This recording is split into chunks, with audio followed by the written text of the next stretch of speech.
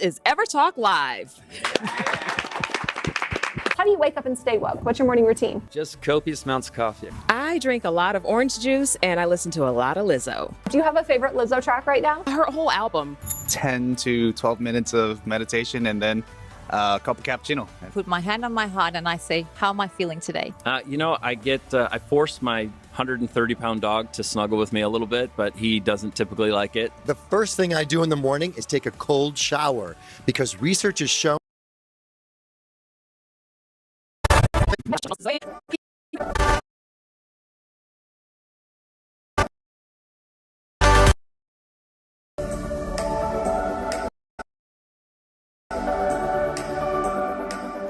Live from Ever Media Studios in Los Angeles, this is EverTalk Live.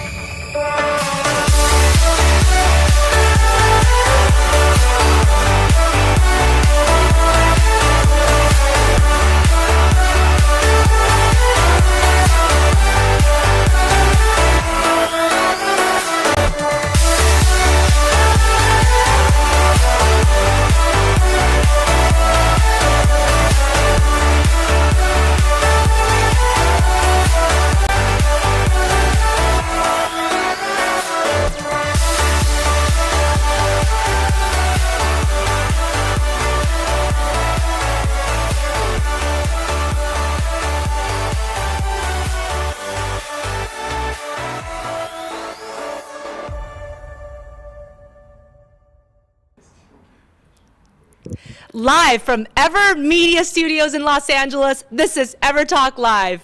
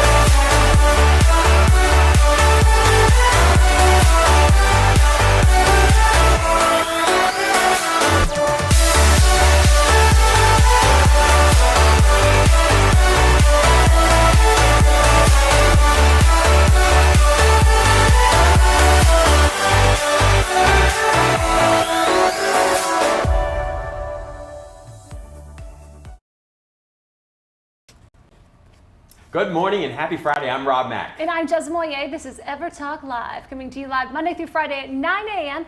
on all things social, and of course streaming to you on EverTalk TV, on Apple TV, and Roku for your daily dose of Hollywood and happiness, positivity, and pop culture. Yes. It's Friday. It is Friday. It is Friday. It's Finishing Touch Friday. But the finishing touches on the week. Oh, right? Right. I feel like that. I feel like that too. Yeah. It's been a week. It's been a week. It feels like Back culture to work. shock. Back in the studio, back at work after the long holiday. But we're so excited We are indeed. because we have some great guests today. Good morning. He's back in the studio. Good morning. Hi. We're so excited to welcome the Windy City nanny herself back to the show in 2020. Good morning. Good morning. I'm so excited to be back with you beautiful faces. Tell us more. Tell us more. I can keep going if you want me to. Oh, man, for we sure. love that. Well, we can't wait to discuss the modern mama and the nanny cam later in the show. But first, tell us, how are you starting your day this year? Is there anything you're doing differently with your morning routine? A little differently. I think I'm more tired in 2020 than I've been more so in life. So I usually go to my phone, and I used to look at my email first thing. Now instead I go to my playlist and I put on the song that will get me going more than anything to actually get me out of bed. So I do that. Then I'll jump on the treadmill and, self-loathe while I do that. Wow. You teased us out with the song. What song is it? Right now it's a remix that I found on Spotify. I think it's called The Heat, something like that. Anyway, it just gets me grooving. It gets me excited, feel like I can accomplish anything that day. And then all of a sudden I'm like, not feeling so strong anymore by noon. But that's the start to my day now, and it's actually seeming to work. So it's a good idea. Love that. Well, I can appreciate the fact that you'd be tired as a nanny. That proves that you do your job. Well, as a former nanny, actually, right. at this point now, I think I'm actually more tired now than I was when I was actually a nanny. And so I think I just, you start to take in kind of everybody's problems and things that are going on in their lives, and it kind of eats away at you, and you're like, how can I help? What can I do? And so I guess that it's a good kind of beautiful exhaustion, if I'll put it that way. Fantastic. We're going to talk a little bit about that later in the show, actually. Absolutely. And we're going to have to talk to Dr. Judy Ho about that self-loathing you're doing on the treadmill. I'm not okay with that. That's why I'm here today. We can get it sorted out right now. Dr. Judy is here. Of course, you recognize her from The Doctors and Face the Truth. We are talking Stop Self-Sabotage, one of her latest books. Good morning, Dr. Judy. Good morning. How are you both? Oh, we're so grateful that you're here with us today. So tell us, how do you start your day? What's your morning routine like? I have a preset morning routine that I've been doing for years. I wake up 2 hours before I have to go anywhere for work because I like to take my time. When I first get up, I do a mindfulness activity, I do some spiritual readings, I do something that is more of a meditative quality, and then I've got to have my coffee. I have my coffee and water. I'm double fisting the coffee and water for a good 30 minutes. And then once I start to wake up a bit more in my mind, I go for a jog. And that is such an important part of my day because I really need to get everything moving. It's really the time where I get to shut everything out and just to be alone with my thoughts. And then after I get back from my run, I review my to-do list for the day really quickly, hop in the shower, and then I'm off to go. Boy, that was intentional. I love it. On it. Woo, that was amazing. Well, thanks so much for being with us today. We're excited to welcome Neely Fisher back to the show. You might recognize her as the Flexible Chef. Good morning, Neely. Good morning. I'm so happy to be back. Thank you, guys. We're so grateful. It being the new year and all, we want to know all about maintaining good, healthy habits so we can really keep up these resolutions. Because most people, let's face it, it's January 10th. Oh, yeah. Most people have left those resolutions a couple days ago behind. Exactly. That was last week. Resolution what? So, Neely, we want to know, are you doing anything differently with your morning routine this year? I am, actually. I feel like you and I should hang out in the morning because we have a similar thing going on. And although I'm not very big into resolutions because I think they're usually sort of, yesterday's thing, and, we mostly are just disappointed that we forgot to follow up. Mm-hmm. But I was in Africa for the last 2 weeks and woke up to sunrise in a tent and had these magical hours. And I used to wake up and go straight to my email, straight to my texting, because I like to be super productive with my coffee in the morning, and I'm all wired, and before the kids even wake up, I've already done too much. And I woke up and went back to my daily yoga practice, Sometimes it was 10 minutes, sometimes it was 30, depending on what happened the night before, or what time the kids woke up the next day. And I have to say, getting back into a yoga practice, even if it's lying on the floor on my hotel room carpet and doing my quick little morning opening, whatever it is, with a great song, and there's that meditative quality, like you were saying, is a really great way to set an intention for your day, your week, your life. So that's what I do. Fantastic. It's nice to be in line and sort of in tune with your own nature, right? Your own body, Totally. instead of forcing it all the time. So I can appreciate that. Well, thank you all so much for being with us. We look forward to continuing the conversation later in the show. Yes, Jess. How was your day? How was your night? I know you've got big news, I think. Well, I'm really excited to announce that I am officially a RTR ambassador. What is that? Rent the RTR. Runway. So most of you have asked me, who styles all these looks? Because I need to look for the morning show and to look for the red carpet at night. I'm never pictured in the same dress twice. Well, if I can help it. Hashtag thanks, it's RTR. Ah, I love Rent this. So, the Runway. so for those folks who don't know about Rent the Runway, how does it work, Jazz? And what is it, like, where's the value? I know it's just incredible. Well, if you use the promo code RTR or Jeslyn, you can get $200 off your first month of Unlimited. What is Unlimited? You get unlimited looks each and every month, 4 pieces at a time, whether that's a blouse, pants, dress, accessories, jackets, you name it. Wow. Athleisure, if you're going on a vacation, ship that RTR right to the destination so you can even pack light. It's incredible. So that's It's super changed cool. my life. So you can like go online, you choose what you want, they send it to you. They send it right to you. You Right can to ship you. it back or drop it off at the Nordstrom local. 2 days later, you get your next select. Wow, that's freaking awesome. It is so amazing. I mean, I was in this moment in New York during Fashion Week and I was like, what am I gonna wear? I didn't pack enough. That's when I signed up for RTR, and being that I have a morning show and need new looks, I just had to get more and more and more. Well, it's all about access, right? Like, it's interesting. about it. When I lived in Miami, you know, I was working this corporate job and I was making great money, and then I left the corporate job and I was making no money and I was doing the entertainment thing. And I remember thinking, like, boy, I'd be nice to have a yacht. It'd be nice to have all these beautiful things, but I don't want to trade the time and the stress for it. And I started noticing I had these friends and I had former colleagues and they all had these things and they'd invite me out, and it was awesome because you get to like enjoy it all and then you can give it back. Exactly. That's the best. Enjoy a closet fresh off the runway, and you don't even have to dry clean it. Yeah. You can share Love. it. You can shop guiltlessly. It's conscious, recycling, Oh, I all love good it. things. Fantastic. Yes, Jess. RTR Jeslyn. Use that code and get $200 off. That's a $200 off. I'll take that. serious discount. Yeah, super cool. Wow. So I got to thank the good team and folks over there at Access Hollywood. Got to do Access Daily again. It was so much fun. I mean, I'm always so impressed, Jez, by the folks that have energy like you, Mario Lopez, Kid Hoover. I mean, these people's, their energy is so infectious, and they're like turnt all day. Like, I'm like, all day. They do that show for hours and hours and hours, and they bring the same level of energy the entire time. It's amazing. Well, I'm grateful that they didn't steal you all the way, and I just shared you from time to time. So what were you talking about yesterday on Access? Dating profile tips. So, you know, I'm not big on like dating like apps in general, but like dating profile tips. So sort of like, what should you do with your dating app? Because like we all make, I guess, infinite mistakes. So what should Oh my gosh, the list is like endless, but like number one, for instance, it's just simple things sometimes, which is like spell check your bio. All right, easy enough. Also, like, you know, when it comes to pictures, like, you know, don't put the pictures that are over filtered.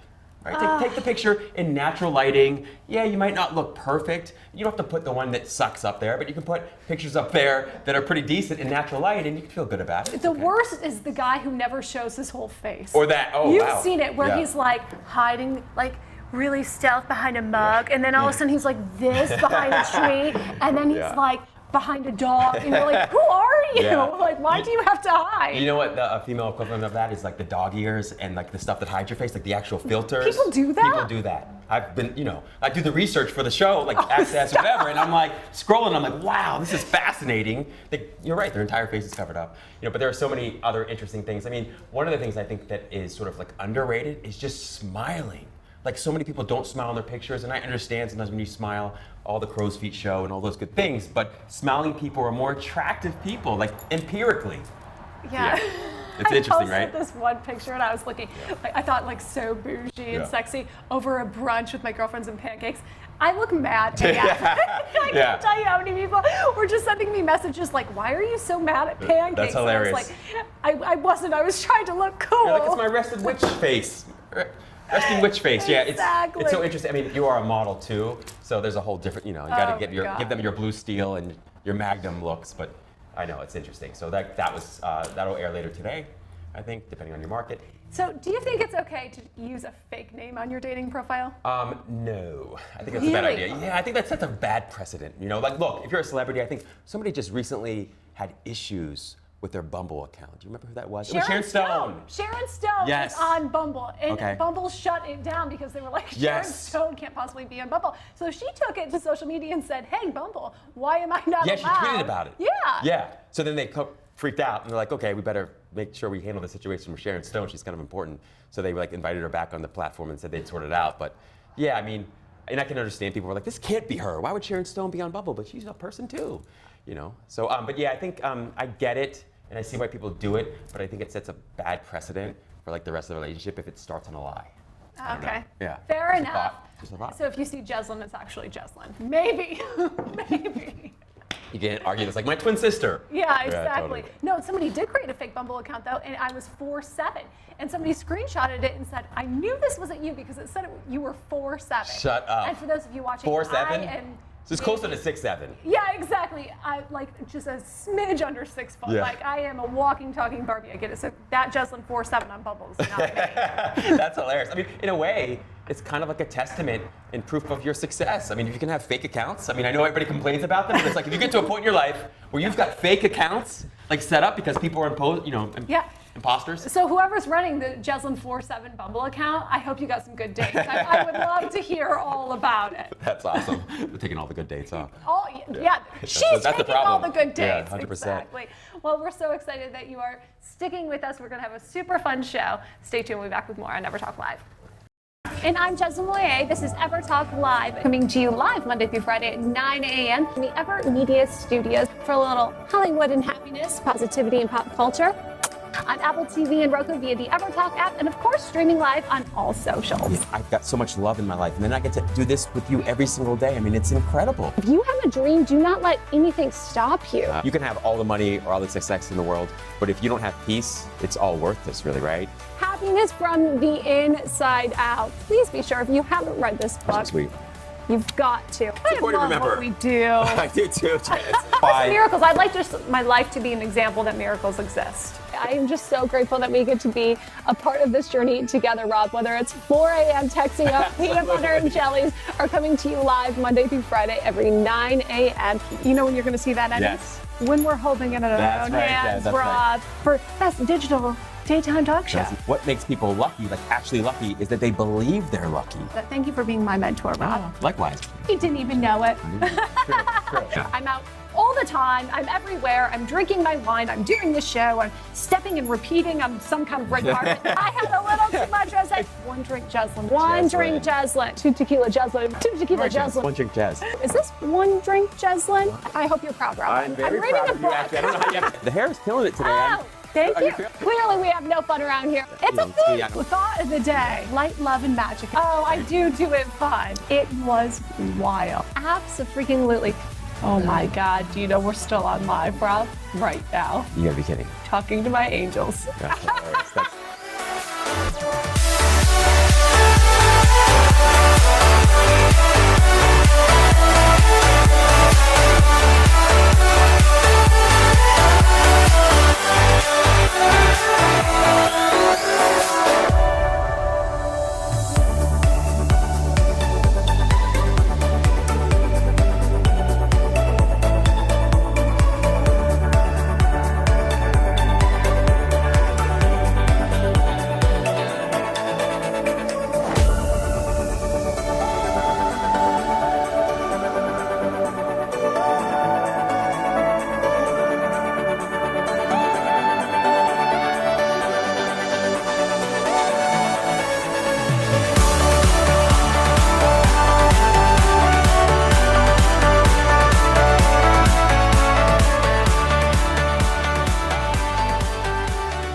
They always say if you love what you do, you don't work a day in your life, right? I absolutely love what I do. Yeah, We it's fun. couldn't do what we do without the support of you watching. Thank you for sharing, for DMing, for commenting, for continuing to support us as we grow and scale our vision. For the people in the studio and their friends and families for having our backs. We're so grateful. Right. And I'm most deeply and genuinely grateful for you. Truly, I am, Jazz. It's just a pleasure every day to get to connect with you and work with you. It's amazing. Oh, thank you. I'm so grateful for you. We love you, Romac. There isn't a man or woman who hasn't met you and said you're the best dressed person in Los Angeles and the happiest guy we know. It's an honor to be able to do this show with Appreciate you. that.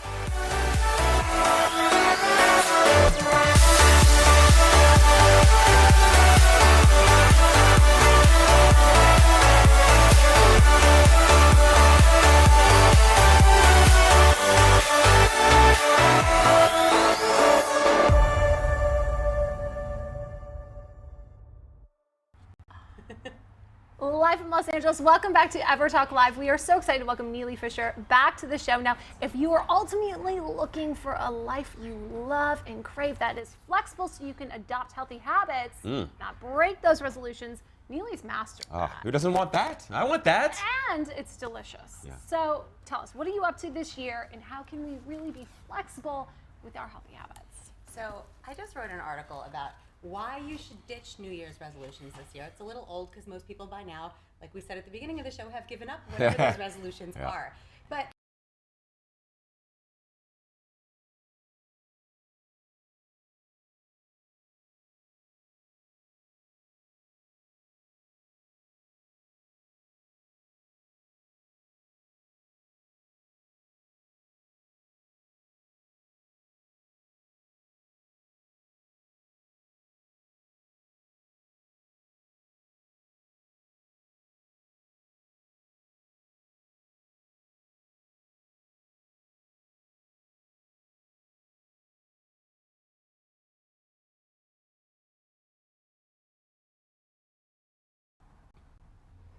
Welcome back to EverTalk Live. We are here with Neely Fisher, and if you ultimately crave a flexible life, she has mastered being able to stay consistent by adopting healthy goals, maybe not just resolutions, right? yeah, the whole resolution thing is so hyped up. Most of us have already given up on whatever those resolutions were on December 31st or whatever. And I think it's so much more powerful to just live a life where, like, you're always living according to your standards. You're always chasing your dreams. You're always waking up in the morning and doing the right thing instead of the wrong thing. And it's all about, well, I hate the word balance, but it's really just constantly about counterbalancing those elements and finding that place in the middle where, like, yeah, you're basically like, although I do have a mini resolution this year, which contradicts everything I just said, but I generally don't. It's not really about, January 1st saying, like, this is how I'm going to massively change my life, because I've gotten to a point after living and making lots of wrong decisions where I don't really need to change that much. Isn't that cool to be able to be in a place where it's like, I'm generally good, I feel fulfilled, I'm all of those things. It's not like I'm trying to reverse everything wrong about last year. Yeah, I love that point, and I feel very similarly. Some people argue, oh my gosh, I need like a running start at my goals, and I need to do a dramatic shift because I hate my life and it kind of sucks and I want it to be better. And so they set these resolutions, and of course, it's like this hot setup because then you have this expectation hanging over because it's almost impossible to sort of stay committed when it's so extreme or so different from what you're used to doing. So what do you say to those people who say to you, that sounds great for you because you're beautiful and you're talented and you're successful, but I'm none of those things and I want to be those things and I feel like I need a running start? It has nothing to do with being any of the things that you said I am. Everyone is all of that. And we all have a spark and a dream inside of us. And I think the first way to start is to really contemplate what it is you want for your life. I talk in my book called Food You Want for the Life You Crave about the first step in becoming a flexible chef, or I would say becoming a fulfilled human being, is to really go deep and find your why. Figure out what you're on the planet to do. That sounds really big, but it's even like, what are my dreams for myself this year? What do I wish I could do? That little voice inside that's bubbling for something. It might be career-wise, it might be for your health, whatever it is. I want to lose 5 pounds or 50 pounds, whatever it is. Get really clear about what it is you dream of and what you want for your life. That's the first step. I think also having a dream or a goal that's realistic, like, I'll never be as tall as you. I can't dream it because it won't happen. And I'll never be a chef. It's not going to happen. You know, It's just as hard but so wired, being realistic about what you want, because it's like a lot of people have these crazy dreams. It's like, okay, but that's going to take so much effort. So like being realistic and then having a really clear call to action. So for example, I said at the beginning of the show that one of the things I was missing my morning was just that like connecting with myself, because I was just everywhere the second I woke up. Emails, I was like, let me be productive as much as I can before the kids wake up. Now I know that being productive isn't about checking the things off my list. It's about turning inward and giving myself that time in the morning to connect with myself, because I was all over the place. Like towards the end of last year, I was like shaking, you know? So what positive shifts have you seen then since you really took that moment inward? So many. I mean, for starters, even just having time without your phone. I know that sounds so silly. I was just in Africa for 2 weeks and had very little. I disconnected a lot. I posted a bit on Instagram because it's my job, but I didn't have my phone with me wherever I went, constantly glued, and it allowed me to just have space. So like even just not being responsive to the world and listening inside more than you're listening to all the noise really gets you clear. I can't even tell you how many kind of things that I was contemplating or worrying about or not clear about just became clear, not because I made myself think it or feel it, but because I was in my flow, right? A great song, moving your body, the breath, like just being with yourself like that allows for the insights to just come. I love that, and I totally agree with you. I mean, I think it's hard. For me in the beginning, it was all about like achievement and forcing myself to do things that I hated or I didn't find comfortable. And then I realized it was really about allowing, that if I just allowed and created a little space inside, that all of these creative thoughts that I wanted to find suddenly just, you know, developed on their own. Or if I wanted to take healthier, you know, or start healthier habits, it just began to unfold organically without so much effort and so much stress. And that's sort of been your experience. Totally. Even doing little things like, I know people don't walk a lot in LA, right? I always walk here, and when I stay at my hotel, they're like, "You're gonna walk there?" And I'm like, "It's 7 minutes away." And it's faster than driving. I am gonna and walk. It's way faster than driving. Well, it depends on the shoes you're wearing, really. That's also true.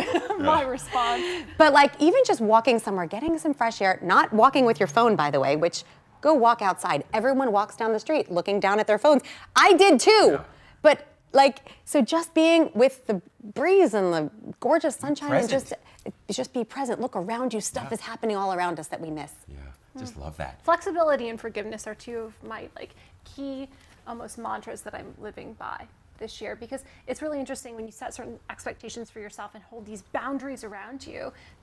Sometimes I'm missing opportunity that otherwise would be there if I wasn't forgiving myself for being flexible to really embrace it and appreciate the unexpected. Totally. I was so focused on just the one result that I wanted, whether it was my love life or my career or whatever. Totally. You've heard of that study? They did this study, and they basically had these people watch a video. And in the video, you're supposed to count the number of basketballs that went back and forth across the screen. And in the middle of that video, there was a guy just in a gorilla costume that walks in the middle of the screen. He waves at the screen, and then he walks off the screen. And they ask everybody who watches this video, did you see anything strange? And almost everybody misses this gorilla because they're so focused on the goal. You nailed it. Yeah. So it's kind of wild. It's just a point to what you're making there, Jez, which is like this inattentional blindness thing. Like when you're so focused on one little thing, you miss the beauty and the wonder of life that exists, you know, outside of that one goal.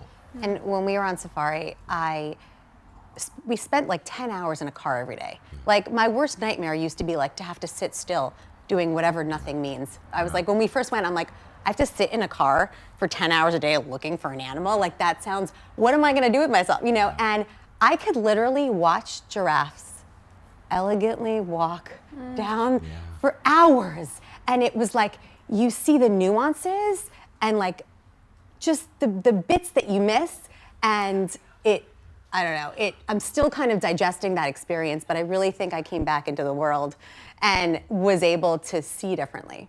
I love this, and you're absolutely right. Like it was really much more about the quality of our experiences than it is the quantity of that we get done or the quantity of things that we see. Just love that. Do you ever get pushback from people, from friends that say, "Oh my goodness, but I've got so much to do," and what do you say to that? How do you help them through that? I have to say, I think if you're passionate about life, like I just wake up psyched about life. Yeah, that's how I feel. You know, if you have a energy. mindset of like, life is amazing. Today is the day. This morning, don't tell anyone, I woke up at 4 because I wanted to have the time in the morning and get my makeup done and work out and whatever it is. And I was like, I'm not going to roll out of bed and come right here and be like, hello, I'm still drinking my coffee, waking up. It's like, but it wasn't like, are you crazy? Like, aren't you exhausted? And like, I just wake up because I'm excited about it and I just want to get stuff done in my day. Like, so I just think if you shift your mindset and you decide to be happy and not angry, or motivated and not dismotivated, the stories you tell yourself, like the language you speak to yourself about, I guess when you guys talk about self-sabotage, that could be an interesting conversation around this. It's like if you talk to yourself nicely, and the world opens up. Absolutely. Well, we just love you being We part love of you. our world. Neely, please tell everyone where they can find and follow you. Yeah, so I'm on Instagram at The Flexible Chef, and you can read all about why I ditched New Year's resolutions on my blog, theflexiblechef.com. Oh, thank you so much. Stay tuned. We'll be back with more on EverTalk Live. 5, 4, 3, 2. Happy New Year, everyone. I'm your host, Jez Moulier, aka The Trading Bell. What a morning it will be. Due to recent news, we're expecting that the market will be down today, but that could potentially present some opportunity for us. Let's take a look at our watch list. One of the things that differentiates the Trading Bell from any of the other stock shows, other than we do live trading, is everything that we do is on camera, so you can see it as it happens. You are seeing what's happening right now in this moment. 2020, it's all about money, money, money. That is my motto. Remember, money never sleeps, pal. That's right. That's why I'm here trading in Los Angeles live with you at the opening bell. Whew, sun is not even up yet, but the stocks are on the move. Numbers are moving faster than I can even speak. Well, let's face it. I'm excited. I'm thrilled. I've got goosebumps. This is a history in the making. Top of the list, SVRA up 154% this morning. Build BVI at 162. Oh, that feels good. BPH, Spring-Bake Pharmaceuticals up 22%. That is going to make for a very sweet start to 2020. Filled. Woo! That feels good. Just a disclaimer, this is an entertainment show, so please don't treat any of the information you hear on the show as an investment advice, because trading is risky. What's on the year strong? Visit EverTalk TV, Facebook, or Instagram at The Trading Bell. Remember, every dream has its price. What's yours?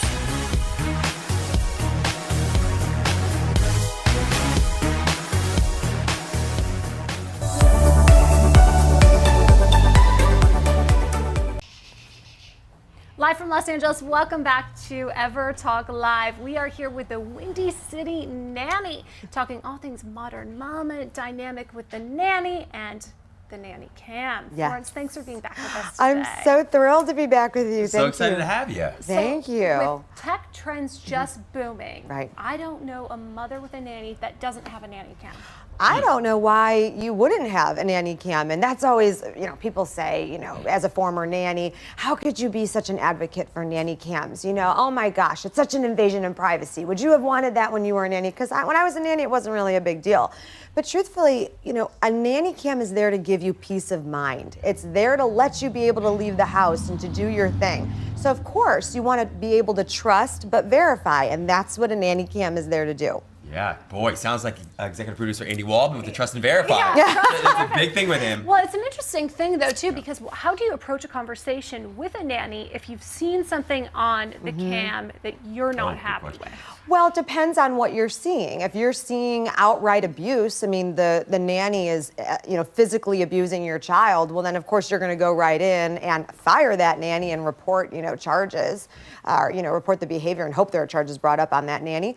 But if you're seeing something perhaps that doesn't, kind of jive with your values, for example, if you're seeing the nanny discipline the child in a way that you don't necessarily agree with, if they are speaking to the child maybe in a more berating nature than you do, then do you address that with them? My answer is yes, that you would sit down and say, okay, the values of our family is this is how we address a difficult situation. And we'd really love it if you'd be able to be an extension of how we are operating things at home, because that's really what a nanny's supposed to do. They're supposed to come in, be an extension of the values of the home. What sort of discipline do you want? What sort of eating regimen do you want them on? What sort of, how much cuddling, how much holding the baby do you want? Some, parents don't want you doing, too much cuddling with the kids, which I don't agree with. Can I just say? I want you to hold the baby. Why do they worry? They're afraid that you're going to start to identify you as a mom or as a dad, as opposed to the... No, it's not even about the bond of it. It's about the fact that, there are all these studies done that,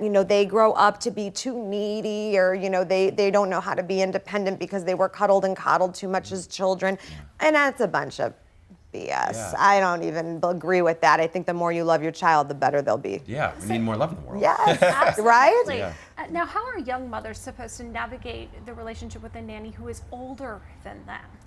Older than them is not necessarily a bad thing, because remember, a nanny is coming in to be, again, an extension of the values, but also you have to think of them as a role model. Think of them as an aunt or an uncle or a godparent, someone that's going to influence them in a positive way. So someone being older is a great example, just like you as a parent are older than that child and you're helping guide them. An older person will be able to guide them too and show them a different part of the world. But what I'm really asking know where you're going, is the Jess. conversation between the younger mother and the older nanny. Because when the younger mother sees something on that nanny cam of the older nanny, Yes. broaching that conversation can be very difficult. Well, it's old school meets new school, right? I Exactly. mean, it's this idea that, we raised them a different way, and, then the older generation looks at how we raise children today, and they're like, oh, you're doing everything wrong. Everything's wrong. Your kids are going to be a disaster. Exactly. And that's not truly what's happening. And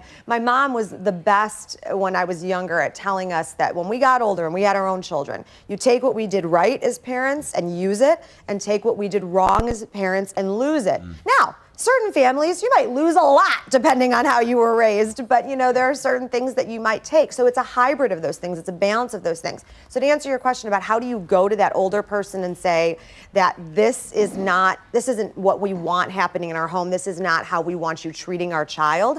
It's your child. You decide what you want for that child. It's your home. You are their advocate. Who else is going to advocate for them if it's not you? So don't feel bad about going and having that conversation.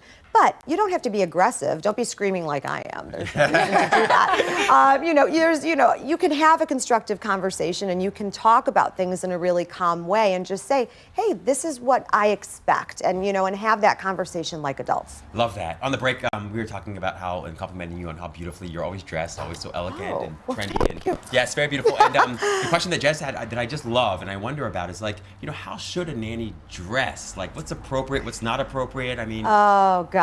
I get this question a lot, and it's funny because, you kind of have that borderline of, kind of the appropriate dressed nanny and then the naughty nanny. And we don't want to go the naughty nanny side. That's a whole different story. I remember when I was a nanny that I was actually in the pool with the kids at one point, and I was wearing a bathing suit that tied at the top, and all 4 kids hanging on me, pulling me down all over the place. And then my suit came undone, and I had to go over to the lifeguard and have him help tie it up so I could get out of the car without being, the pool without being the naughty nanny. And so I had a really good life lesson there about nothing that ties, when you're a nanny. But when you are being hired by a family, this idea of like uniform or dress code, that is absolutely acceptable. And if you're not willing to dress the way the family is asking you to dress, then that's not the family for you. You don't get to come in there and say, I need to wear, booty shorts and a crop top because that's me and I got to do me.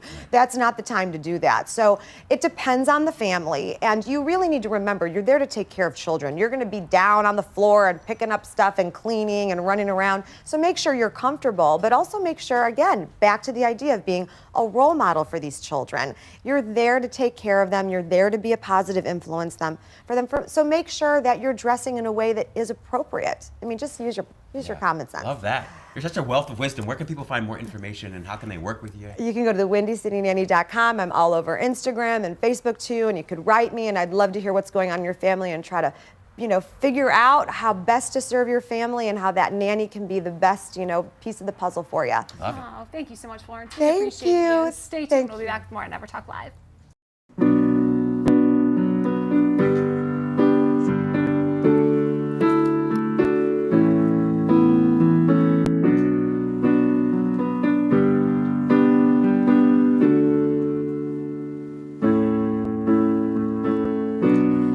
Last night I dreamt and you were there. But when I woke in the morning, it didn't feel real. Putting the pieces back together,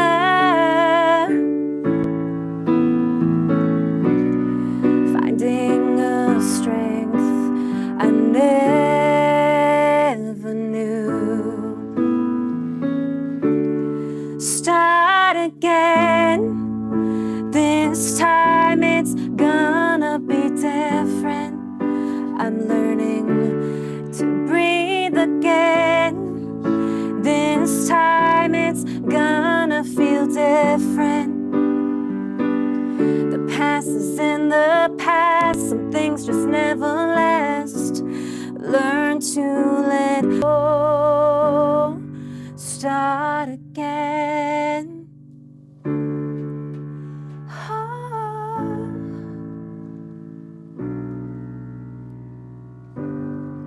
Start again.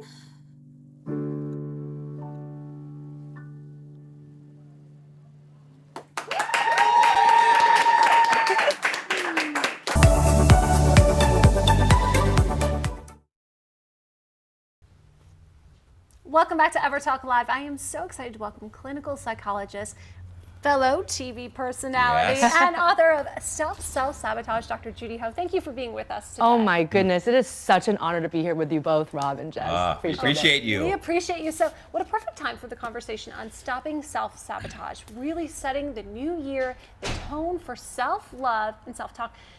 But so often we just get in our way of that. Yes, I think self-sabotage, very simply defined, is when we get in our own way despite our best intentions. We set these goals, we tell everybody about them, we're so excited, we're posting about it on social media, and then 2 days later it's like, delete that post because I've already messed up. And I think so much of it is that we have such an all or none mentality, and I think that the New Year's resolution is one great example of it. I know earlier you just spoke to Neely about the fact that maybe that's not a good thing for everyone to do. And I think it's true because people sometimes, when they go and make an intention and it's locked into a certain day of the year, when they make a little mistake, which we're all going to, they all of a sudden just feel like they've blown it, and then all that negative self-talk just overwhelms them, and that makes them feel even worse about ever being able to accomplish that goal or any other goal. So fascinating. So I'm guessing as a clinical psychologist, you dive into people's past and their history and a little of the conditioning and stuff, and you help them to sort of like uncover like the root of all this self-sabotaging behavior. Like, how do you do that? How can a person out there, of course, they're gonna check out the book, but how can they get to the bottom of like what's causing them to self-sabotage over and over and over again? That's right, because it's always a pattern, right? Yeah. And in order to unearth what's causing the pattern, you do have to examine your thoughts. And I think sometimes it's hard for us to want to have that kind of awareness. It's a little scary, like if you sit there and meditate for 10 minutes, what's going to come up? And I'm not saying everybody has to meditate. That's not really the point. The point is really just to become more aware of your thinking. So every single feeling and every single behavior is preceded by a thought. So sometimes we feel really upset when we wake up. We feel anxious when we wake up. We're like, oh, I don't know why I feel that way. Well, just start asking yourself this question. What was I thinking just before this? Because we have over 50,000 thoughts in a day. It's incredible. And we don't pay attention to all our thoughts, but they will wreak havoc on our emotional life and our actions if you're not paying attention. So just start asking yourself that. What was I thinking just before this? And once you realize that there are these thoughts that happen that color your feelings and your actions, then you can start to see the pattern. Oh, wow, I always think very catastrophic thoughts. Or wow, I make a lot of rules for myself and then I get upset at myself when I break them. So then once you realize that pattern, then you can address it. It's interesting, when I realized my mind was lying to me. See, I thought that brat, I'll call her a brat, in my head was speaking the truth. My inner crackhead. Exactly, and I believed that for so long. I'm not sure why I put such validation in something so mean. and it was my own mind. Right, isn't it crazy? I mean, so this is one of the things that is most beautiful about language and one of the worst things about language. I mean, it has led us to be able to achieve all that we do as human beings. Our mind, it's so complicated. We make plans, we do all these amazing things. But every time a thought comes up, we take stock in that. We think, oh, it must be true, or oh, it must come true.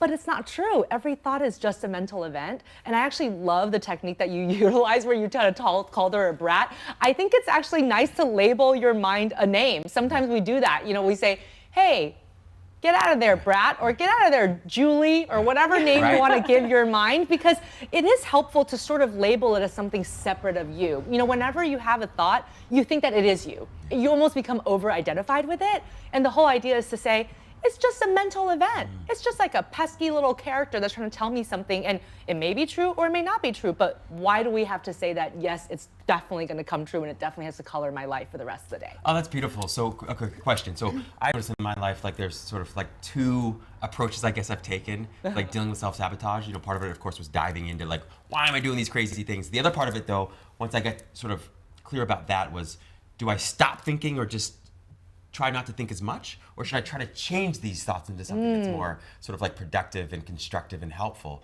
And so I think I found that one of them was more like sort of easier for me than the other was. Yeah. But what do you recommend for people? Because I think part of what meditation has done for me is to kind of quiet my mind so that I don't take any of the thoughts seriously and I just let them go. But in other cases, I want to sort of change thoughts or reframe things. And so is there any recommendations you have sort of around that? Absolutely. Well, first of all, both those techniques are great. And I think it really depends on the day, the type of issue that it is, which one you'll use. So those are the two primary techniques. So I'm so glad that you spoke of them and are using them already. But basically, you have to get used to questioning your thoughts. You know, so don't just take stock in them. Ask yourself, what's the evidence for this thought? And what's the evidence against it? Really make sure you actually evaluate the thought for what it is.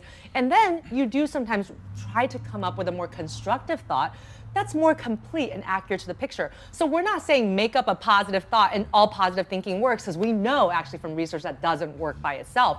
But it's really about coming up with a complete thought. So I have a really short technique for this, and it's called yes, but. So make a new sentence, make a new thought that acknowledges, yes, here's the part that's not so good, but here's the part that is good, right? So yes, I ate 2 muffins yesterday, even though I said I was going to reduce my sugar intake in the new year, but I was doing so well for 5 days, right? So you recognize that you had some small wins and you just made a little mistake and you'll get back on, right? But some days that doesn't work very well. You know, you're having this negative thought and it's hard to change it in the moment. You're just having a pity party for yourself. Then during those times, it's okay to say, let's just not make this thought so important to me. And the way you do that is a technique called labeling. So whenever you have a negative thought, like, man, I'm never gonna achieve this goal, just put a little clause in front of it. And the little clause is, I'm having the thought that I'm never going to achieve this goal. See, and all of a sudden, it's just the thought that you're having as opposed to, oh man, it's happening. Oh, I love that. So when is it appropriate to sort of like stop trying to change or drop thoughts and just have like 12 shots of tequila? Is that everything? Is there like a technique in there somewhere? It's called Friday night. Well, you know, 12 shots, maybe a little bit much. Okay. 1 or 2, totally. Okay, I mean, fair enough. I feel like that's really what it's all about, right? You got to be flexible with yourself and you got to have fun with it. And I think sometimes people take self-development so seriously, but we should have fun with it. We should make fun of ourselves. We should just, you know, we're not going to always have a perfect day. No one does that. And so some days you're like, you know what? I had a rough week. I'm going to have a couple of cocktails and call it a day. Yeah. And tomorrow I'll do my meditation, and that's all right too, you know? Well, this reminds me of your recent Instagram post where you made top lists. And one of those lists was the ways to celebrate your wins. Because I think so often people just get stuck up in the sabotage. It's true. And they're not celebrating their wins. So I'm curious, what are your 5 ways you celebrate your own personal wins, Dr. Judy? Oh my gosh, such a good question. And I had to get used to this myself, because I think we're all very used to criticizing ourselves or being perfectionists. Like, this is no big deal, everybody can do this. But we have to start getting used to being kind to ourselves. Think about how we might talk to a person that we love, a friend, a family member. We would never be as mean as we are to ourselves in our heads, right? So I think that that's a good place to start, is just think about, if I was talking to my best friend, like, how would I deal with her? How would I help her to celebrate a win? And that kind of gives you some ideas of where you might start. But for me personally, I love journaling about it, just like writing down something that I was happy that I did today. that can be very, very easy. Giving myself little rewards throughout the day. I mean, I don't care how old we get, we still love rewards. We're human beings. We like to be rewarded. And so what is that little reward? Is it getting a pedicure? Is it letting myself watch Netflix for an hour? Is it buying something nice for myself on the internet? Whatever it is, like, give yourself those little rewards and like acknowledge that that reward was for a particular thing that you accomplished. So make that connection as opposed to, oh, I'm just doing something nice. It's like, wait, but why am I doing it? Oh, because I was really happy that I kept up with my fitness goals for the last 7 days. So make that connection, make it conscious. And so over time, you start to develop more and more fun ideas for you to do. Like just the other day, I actually went and did indoor skydiving, and I actually mentally connected that that was a reward I was giving myself for working so hard in December. So you have to make that mental connection and make it conscious for you. Work hard, fly high. That's right. Wow, how fun. Well, Dr. G, please tell everyone where they can find and follow your journey and, of course, get your book. Okay, wonderful. Well, you can follow me on social at Dr. Judy Ho, and you can also find my website where there's a lot of free resources that relate to the book and how to stop self-sabotage at drjudyho.com. Fantastic. Thank you so much. Stay tuned. We'll be back with more on EverTalk Live.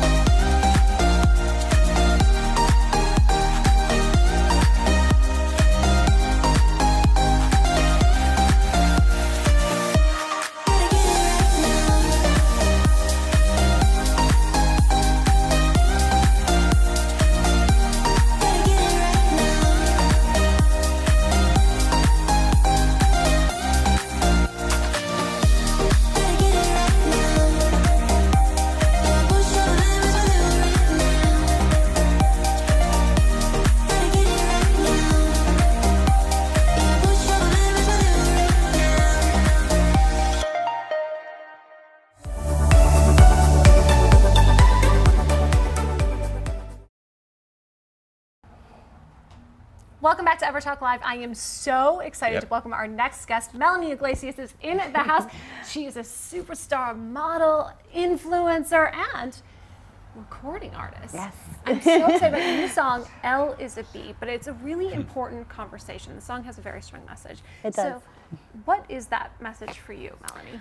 Well, so the song is, it could be love is a bee, life is a bee, whatever it is to you. It's about basically going through something terrible with a friend who kind of turns their back on you in your most pivotal time of need. And yeah, I see a lot of this going on social media right now with YouTubers like beefing with each other and so quick to throw each other's like dirtiest, lowest secrets like out there just for clicks and attention. And that's something that I've gone through personally, and I've had my depression weaponized against me, and I see that that's something that I've been seeing a common theme of in social media these days, and it breaks my heart. So yeah, I wanted to write about it. Boy, so is that kind of how you deal with it? You sort of, go to this creative place that you find very cathartic to get through it? Extremely cathartic, yeah. So I do stand-up comedy as well. For a long time, I couldn't sing because I had nodules in my vocal cords. My voice just came back like 2 years ago. But I was doing music 10 years ago. And what I realized with stand-up is, you're able to turn a negative experience into something that makes people laugh and something that you're proud of. And yeah, that's the best part of writing for me. So I think it actually made my songwriting even stronger. And yeah, it's the best feeling in the world to see people connect with it. They tell you, hey, I can identify with this happened to me. And you're like, oh my God, like, that's so sad. Like, but it's also in this weird way, it's like bittersweet. It's like, oh wow, this happens to like, not just me, everyone, or not everyone, but a lot of people. So it's very nice. And I appreciate your authenticity and vulnerability in sharing that, because so many people think, okay, you're Maxim's hometown hottie, you're on MTV, you're 100 million followers. Yeah, killing it on socials. And so you should be so whatever, XYZ, that you should feel a certain way when you experience fame. Right. And sometimes we experience our lowest of lows. Right. It appears that we should be at our highest of highs. That's the thing that I was kind of like running into a lot as well when I was at the height of my influence and everything, 4 TV shows and on at the same time. And I realized that I was expected to be this happy-go-lucky, fun-loving, energetic person. And I didn't always want to be on or be funny. Like sometimes stuff happens and it's sad and it changes you, and I felt like I wanted to, make an EP. The song Elizabeth is one of the songs on my EP that gave a little bit of context, and that's what I'm calling it, is context. When you experienced that and reaching that level of fame, what did you learn about yourself that maybe surprised you, for better or worse?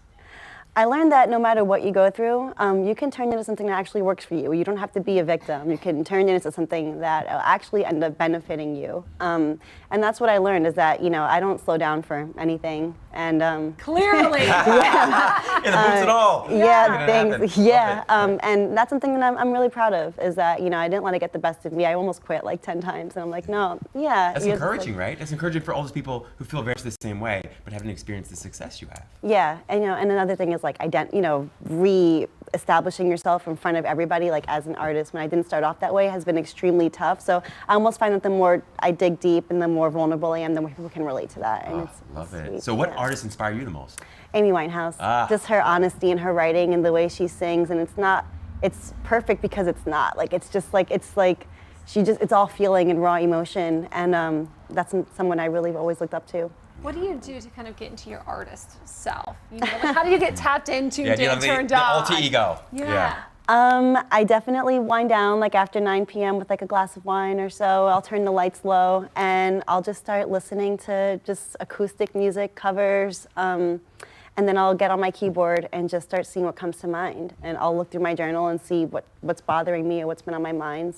Whatever's at the forefront is what I write about. So. Is that when you're happiest, when you're like writing, performing, doing the stand-up, or is it other moments in your life that you would consider? It's definitely being on stage. And lately it's been like hearing people shout your lyrics back at you. You're like, oh wow, this is not up or not. Yeah. It's extremely validating. And probably because it resonates, and that's like the nicest thing in the world, is that people are like, I listen to this when I'm sad. I'm just like, oh wow, that's great. Did they ever get the lyrics wrong? Oh yeah, all the time. Yeah, there's like some funny lyric videos on YouTube where the lyrics are all wrong, and I'm like, okay, you still like the song even though you think that's what I'm saying. Yeah, you're in good company. I think that happened to Michael Jackson a lot, right? Yeah. Right? Oh, for sure. And then they have to go back and listen to it again. So. So what projects are you working on next?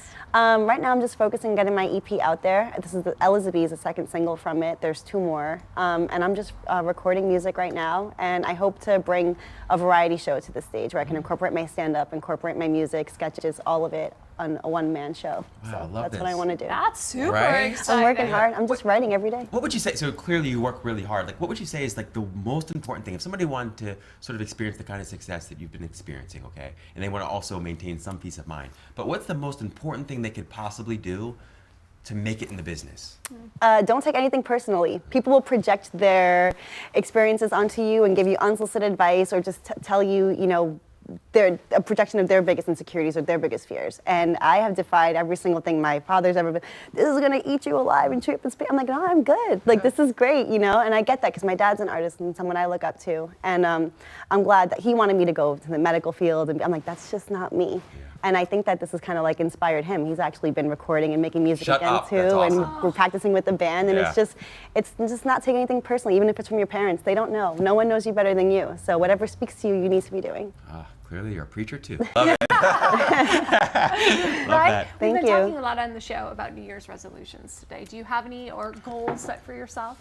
I try not to like get ahead of myself. I kind of want to see where this is going and let it do its thing. So my resolution is to not think too much. I think all the time. I just want to focus on the art. It's the same one I have. I have that exact resolution. That's the only one I ever really have lately, because I have noticed that the universe often delivers things that are better than when I try to plot and plan too much. Exactly. It laughs in our face. Yeah. Yes. I keep it generic, like love. Yeah. Abundance. What's your resolution?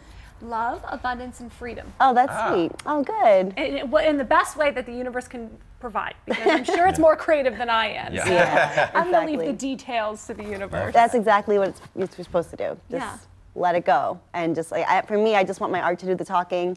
I don't want to defend my art. I don't want to do any of that. I see artists on social media that I look up to constantly defending themselves. I'm just like, no, that's not going to be me. I'm just going to put it out there. And that's my resolution, is just don't take it personally. Just let it do its thing and just not think too much about it. That's right. Starve those haters of attention. Yeah, exactly. Absolutely. Please tell everyone where they can find and follow you, and of course get your music. You can follow me at Melanie Iglesias on Instagram, Twitter, and YouTube, youtube.com/MelanieIGL. Fantastic. Check out Elle the Bee. Absolutely. Be sure to tune in Monday morning. We are live Monday through Friday at 9 a.m. on All Things Social, and of course on EverTalk on Apple TV and Roku. That's right. Thanks to our special guest today. I hope you guys had a great week. Make sure you have a great weekend on purpose. Happy Friday! Happy Friday.